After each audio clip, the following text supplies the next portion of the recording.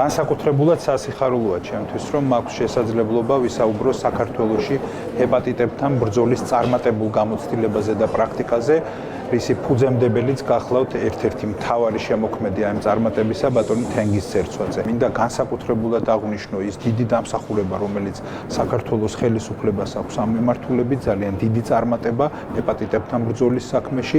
საქართველოში ამ დროისთვის ათეულობით 1000 ადამიანი, თითქმის 100,000 ადამიანი არის განკურნებული სრულად იმ ვერაგი დაავადებისგან, რასაც ქვია C ჰეპატიტი. აქტიურ ფაზაში შედის B ჰეპატიტთან ბრძოლა და ვფიქრობ, რომ ეს ნიშნავს თითოეულ ასეთ კონკრეტულ შემთხვევაში უფრო მეტ გადარჩენილ სიცოცხლეს, უფრო მყარ ჯანმრთელობას, რასაც უსურვებ კიდეც მთლიანად საქართველოს. 2015 წელს საქართველოში დაიწყო C ჰეპატიტის ელიმინაციის პროგრამა, რომელსაც 2024 წელს უკვე B ჰეპატიტის სახელმწიფო პროგრამა დაემატა.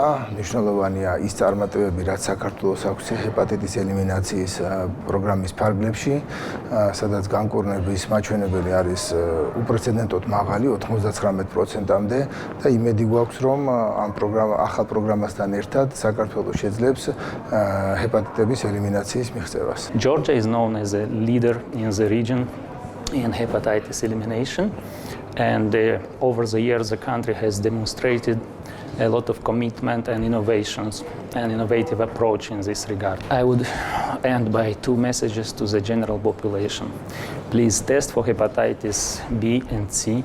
It is extremely important and it could be the first step in initiating a life-saving treatment that will prevent you from getting liver cirrhosis and liver cancer. And the second one is extremely important, that all the newborns get the first hepatitis B vaccines in the first 24 hours after the birth. This will lead to a new generation free of hepatitis in Georgia. კოლოსალურია ბატონ თენგიზის დამსახურება ჰეპატიტის ხრივ.